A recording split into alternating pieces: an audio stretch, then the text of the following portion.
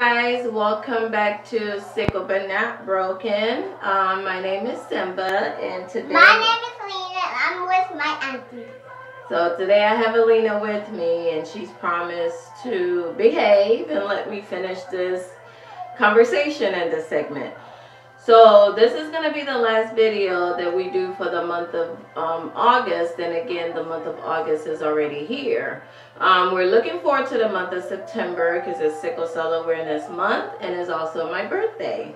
So I kind of wanted to use this segment kind of like as a back to school kind of tips for, people, parents, children. The most important advice that I have is that the parents, you need to talk to your children about their sickle cell. You need to help them understand the disease and the do's and don'ts. For example, Demi, what do we say? I'm going to kindergarten. I'm going to say, you're going to pre-K. Make a card for your parents so they will never ever miss you. Okay. And what else did Auntie just tell you? Bye-bye. And don't forget. Elena, what did I tell you? If you win on someone's head, you get germs back. Yes. So I explained that you don't need to get in people's face like this when you're talking to them. Yeah. Because if you do, you get their germs and then you have to go to the hospital. And you don't want that, right? No. Okay, so we're going to avoid hospital by doing what? Not getting other people's germs, by getting in their face. We're going to drink lots of water. We're going to take our poop medicine so we can go poop and clean our system. Why, you don't want me to talk about your poop? Ask him, yeah, I can talk about it. Okay, so we're going to clean our system out. We're going to drink lots of water. Yeah. We're going to try to learn to eat other things except rice because we can't warm up your food in school, right? It can warm up, that's cheating. No, it's not cheating, but they just don't have microwave, I don't think. So they're not going to be able to warm your food up all the time for you. Huh? So we're going to look for a warm pack to put your food in, but you still need to learn how to eat other things. So guess what Mommy and Daddy bought you? What?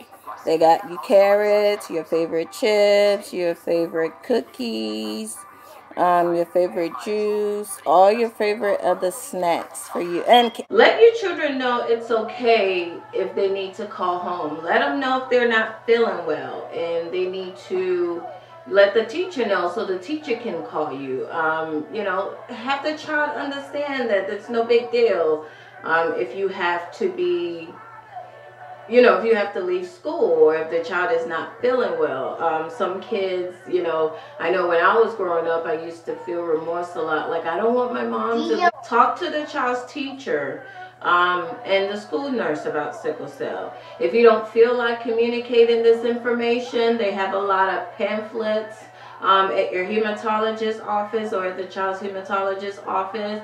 They can give you a lot of pamphlets, letters, stuff that's, explaining the disease to a detail. And if you don't feel like doing that, you can always refer them to the Sickle But Not Broken YouTube channel. So it's very important that you have a plan with the school and your child's teacher.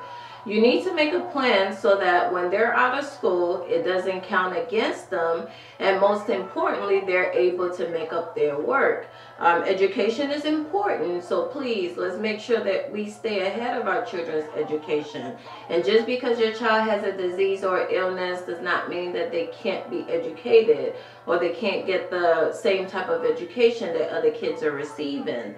If they are absent from school, you have their assignment, make sure that you provide a note to the teacher in the school from the doctor. And make sure that your child has the right healthy food.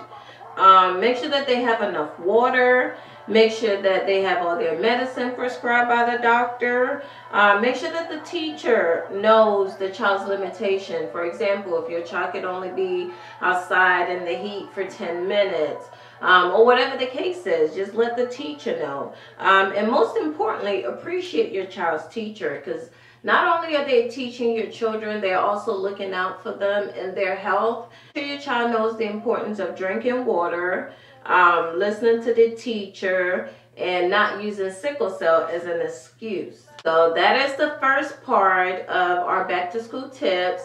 And this part is for the younger children, children that, you know, still needs us as parent advocating for them. Children such as Alina and Demi. Demi's going to school tomorrow, and Alina goes to school next week. So these are conversations that we have about, you know, being careful, not getting other people's germs, and listening to the teacher. And if you're not feeling well, let your teacher know.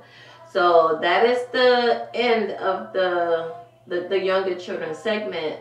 And now we're going to talk about the older kids, high school.